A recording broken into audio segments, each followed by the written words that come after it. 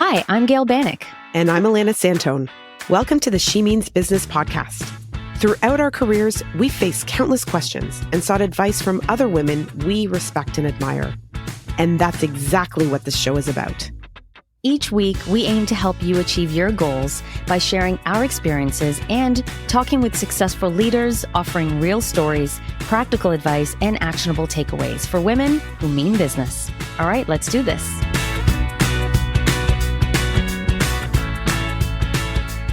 Hi, everyone, and welcome back to part 2 of our chat with Megan Anderson on the She Means Business podcast.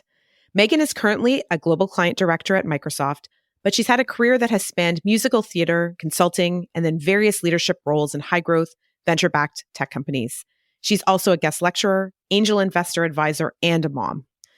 So, Megan, one of the things we haven't talked about yet is the fact that you took your most recent job while pregnant, something we don't hear a lot about in the industry, and in such a senior role. Tell us about how that happened. Everybody jokes at Microsoft that, joke was on them because I actually interviewed them. I met like 25 people. I'm a big one for like really understanding the people and culture before I jump in. So I met a ton of people basically all through my first trimester and got the job officially at, I guess I would have been almost 3 months pregnant and then started like 3.5, 4 months pregnant. I didn't tell people, when I was meeting them, I didn't tell everybody. A couple of people I did tell when I was super, super early, but I did tell them before I, officially got the job and signed and everything that I was pregnant. And the reason I did is because I see the interview process for any new job as a two-sided interview. They're interviewing me. I'm also interviewing them. And for me,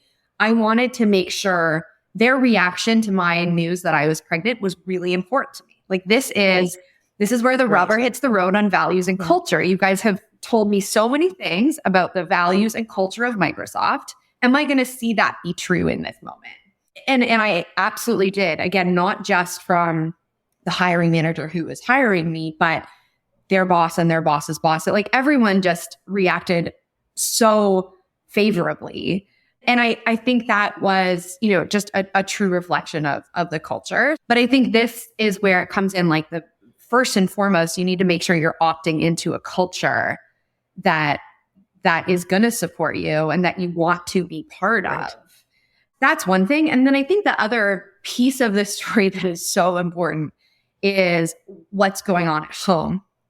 Because first trimester, I was really, really, really sick. I was with my first as well. And I would not have been able to show up for these interviews and kill the interview if I didn't have my husband doing all the other things that need to be done for our 3.5-year-old. Because I would do these interviews and then I would crash. And I had another job at the time. And so I really, in this time of our life, I pretty much did nothing around the house. I didn't do a ton with our 3.5-year-old. Like my husband totally took the lead on all of those things.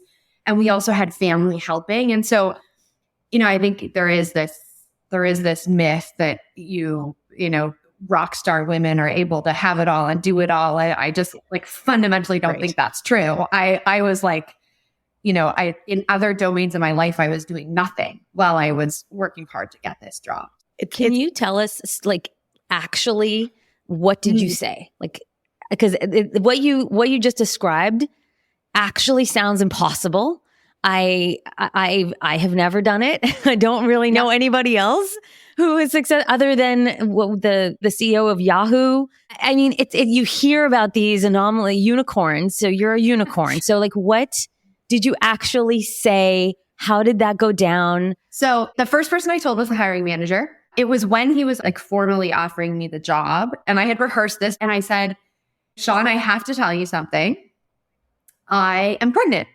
He was kind of like, oh, okay, congratulations. It wasn't like this totally smooth conversation. Like the conversation itself was a little bit clunky. So was this before or like, did he give you the offer? Timing? When did he give you the offer and you're like, I'm pregnant and then sign? This is where strategy came in. And again, I think different people can play this differently, but I had already negotiated salary. Like I had already negotiated the key pieces of the offer because I didn't want any unconscious or conscious bias to seep into that process. So I had already negotiated the details of the offer, but we were to the point where it was like, okay, here's what I was able to do for you. Here's our final offer kind of thing. And I had seen the offer right before this conversation as well. And I knew I was good with the offer. Like this was the offer I wanted it to be. And then I told him I was pregnant in that conversation. And actually I did preamble with Sean, I have some news. And I'm telling you this because it's really important to me that we start our working relationship from a place of transparency. And I want to feel like you have all the facts, and I also want to feel supported by you. So I did tell him why I was telling him kind of what I was about to tell him. And then I just told him. And again, he was, I think, surprised in that moment that I was telling him, but then he was also kind of like, I'm also not surprised. You kind of dropped some hints through the interview process. Congratulations. We're all so happy for you. And we'll figure out the details. I actually had my 2 kids 13 months apart. So I found out I was pregnant while I was on maternity leave because I had to go back to be able to get my maternity leave benefits again. And I made an appointment to see my VP at the time. And I was so nervous to tell her that I was pregnant. And I was at the time probably 2 months pregnant. And I said, do this whole preamble, like, I'm so sorry. I don't want to let you down, whatever. And I said, I'm pregnant. And that moment when you say it, and it's like the moment of truth, like how will they react?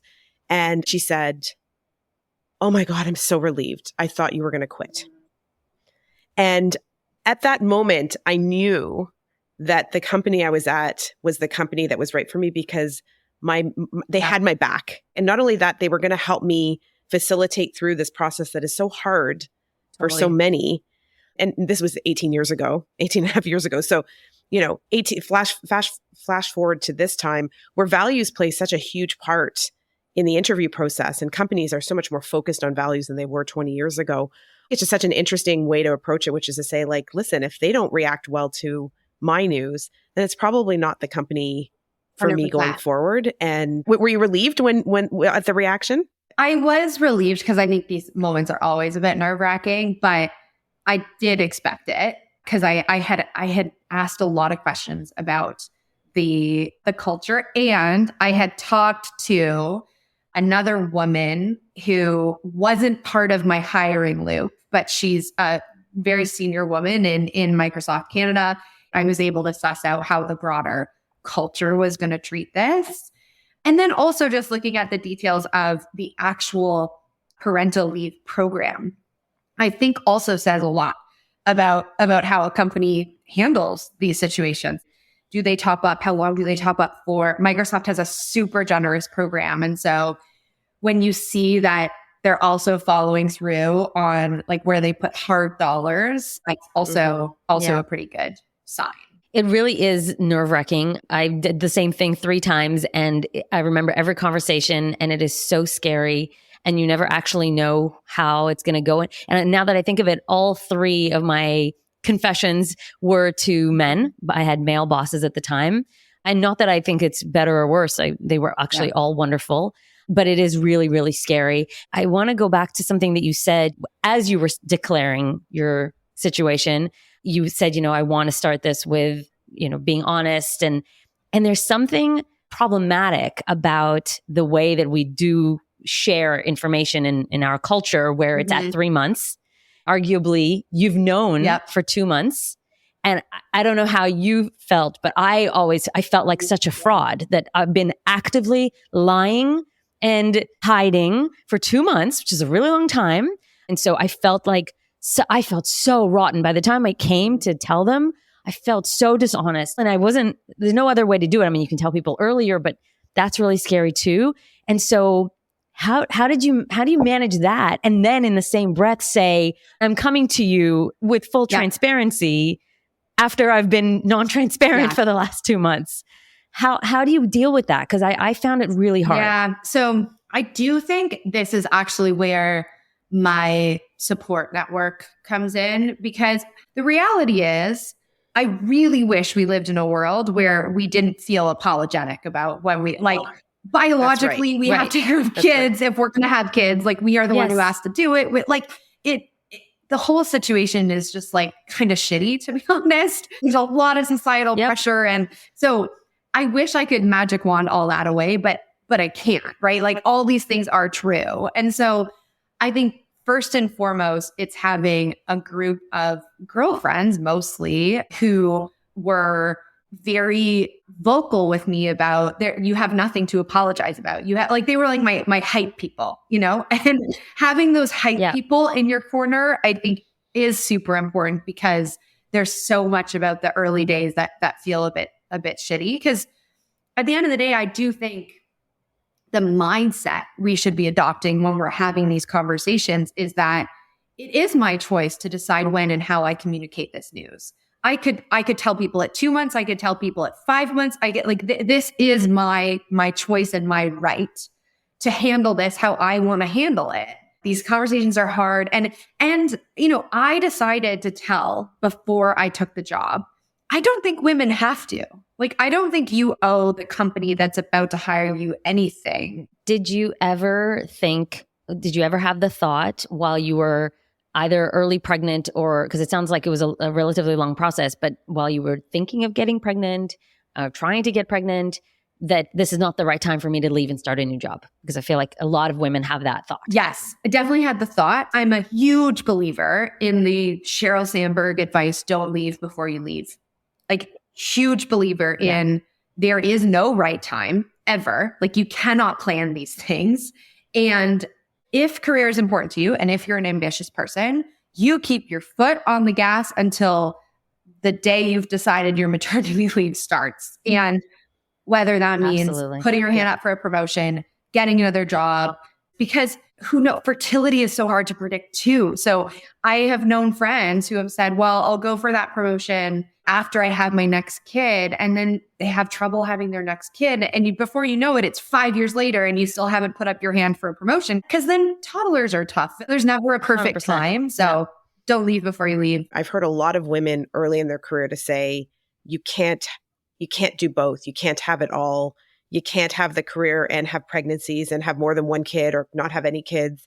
Can women have kids and be uber successful? I mean, obviously you're an example of that. Do you believe that's a thing? 100%. And what would you say? What do you say to young women starting off and the young men who support them? You absolutely can have both, but I agree that you can't have it all. You absolutely have to prioritize. I think just tactically, one, making sure that your priorities and values are super clear to you and that they're super clear in your household. You've talked to your partner about these things. Okay, what do we value and prioritize for our family right now? And what does that mean for the roles that both of us are going to play? And either, there's a lot to do on the home front. One of the two of you has to do it, or you have to hire someone to do it. These things need to get done. And so having really deliberate conversations about how you're going to both prioritize your time and what you're going to outsource. I mean, every study in the world shows us that it defaults to the woman.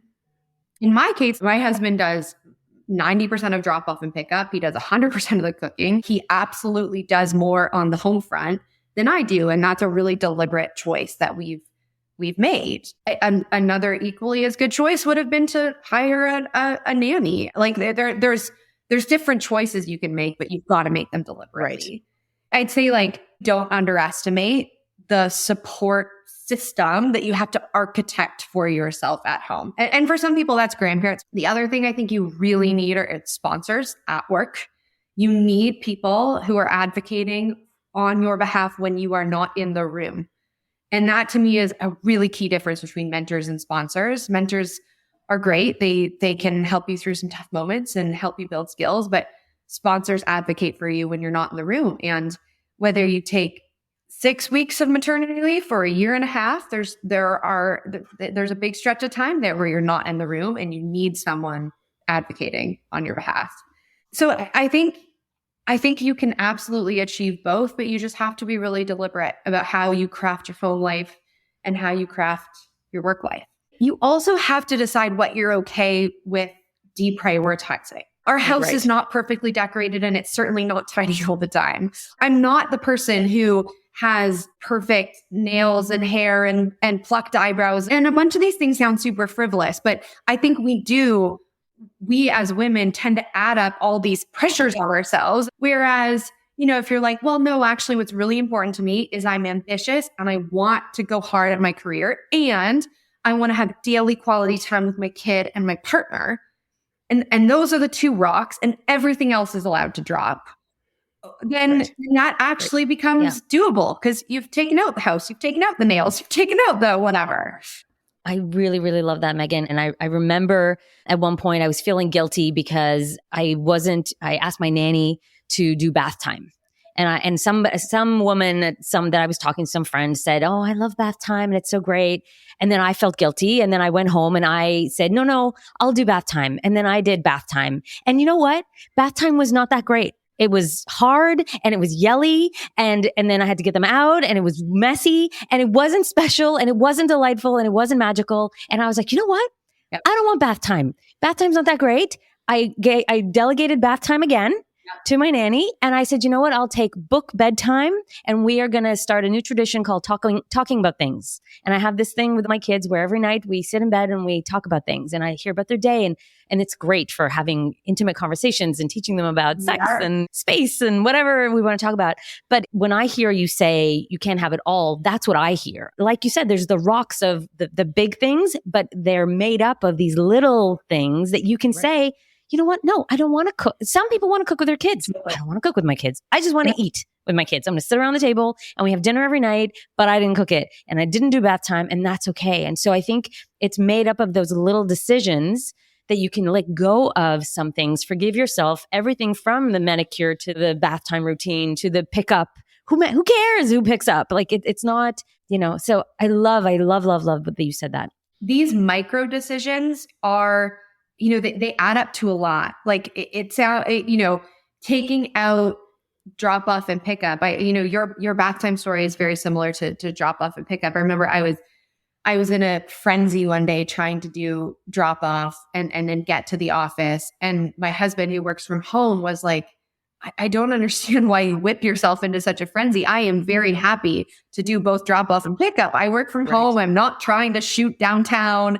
And I was like, yeah, but what kind of a mother will I be if I don't do dry? And he's like, and he just kind of asked me like, what do you think is underneath that? Like what you just, do some thinking about that. Maybe talk to your therapist about it. If we're holding these assumptions or beliefs about these moments in a day that are really important to us, is it because they're actually truly important to us or our kid or our boss, or is there actually just a bunch of our own bias and societal pressure kind of baked into this? It's funny that you say that because I have the benefit of now having a 19 and an 18-year-old. And it's so interesting because as I look back, and I often say this to women who are starting out in their careers or starting out in this motherhood journey, is as I look back, none of those things in isolation mean anything. My kids don't remember that I did bath time or I didn't. I don't even remember if I did or didn't. Or the story time or like whatever the traditions you had. What they remember is the feelings they had as they grew up and what they learned from you. And were you there when they needed you? And the feelings of safety and comfort and love. And that's what you're really, your job is to get your kids to adulthood and to have a wonderful relationship. And how you get there are just a pathway of small choices. And I see that now, but I have I have the luxury of wisdom from like 18 years of these struggles as I went, where I was like, oh my God, I missed the concert, or I couldn't get to that track meet at noon because it's up north and I work down south. Like all of these things where I see other people doing it and that pressure you feel. And now I'm here and I'm like, oh, I just have a great relationship with my kids. And that's the outcome you're looking for, even though those little things feel so important. So Megan, I did want to ask you one last question. What advice would you give your younger self starting out in your career? I think that there's themes that have come up, like don't leave before you leave, pick the people you work with strategically. But if I had to choose one that we haven't actually talked about yet, it's don't apologize. I think we spend so much time as women apologizing, whether it's, oh, sorry, gotta pop out early today to pick up my kids, or, oh, sorry, I'm pregnant. I look at my peers who are men and they just don't do that. Like if they have to go pick up their kids, they just do it. They don't talk about it or apologize for it. Like they just go pick up their freaking kids. And I think they have it right. And so I'm not even going to try to get into the nature and nurture of what makes us apologetic, but I want women to apologize less. That's great. Thank you so much for coming on, for sharing your story and your wisdom. And there's so many good things to grab onto from this conversation. So thanks so much for being here, Megan. Oh, it was a real pleasure. Thank you so much.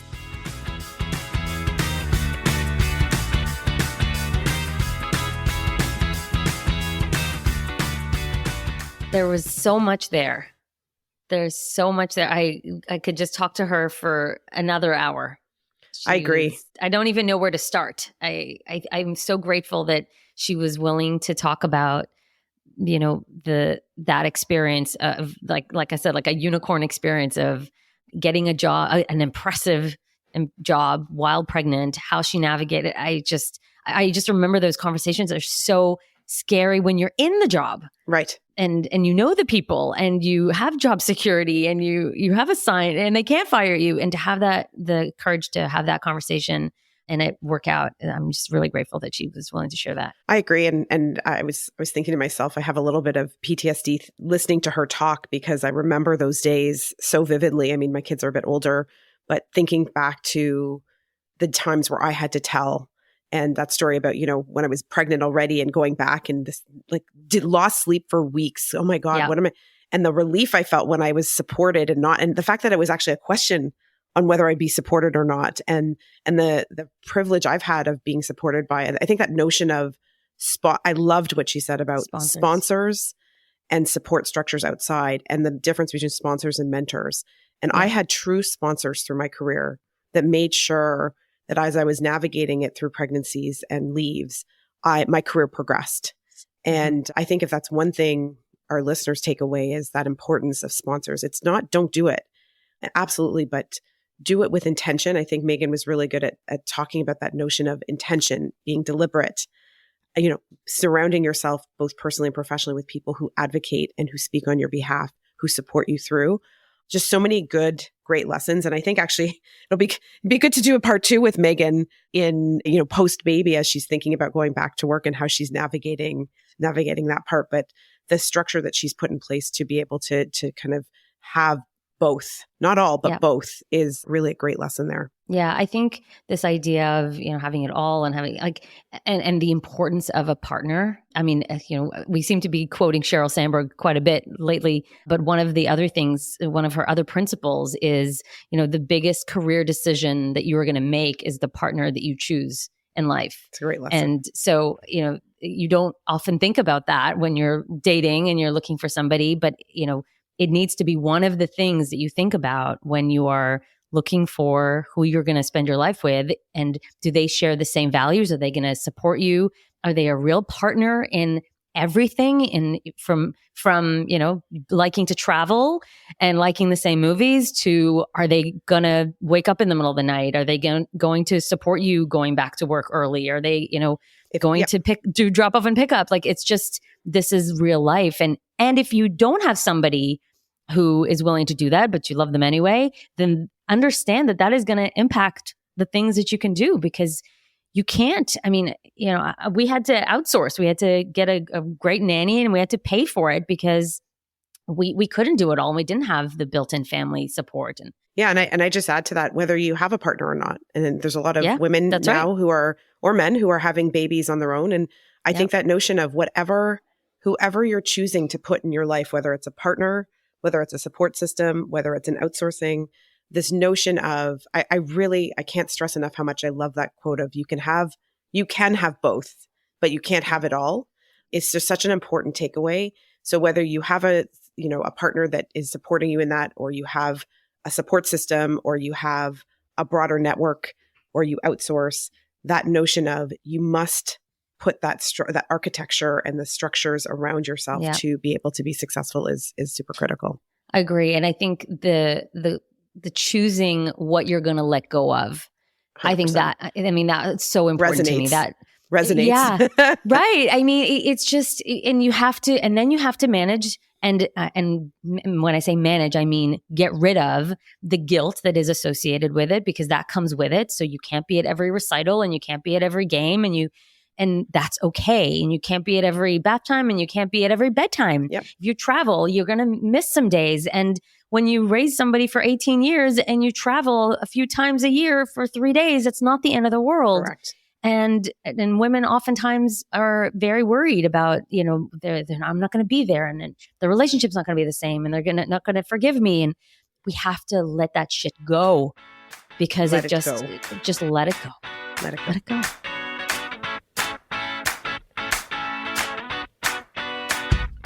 Thanks for listening to this episode of She Means Business.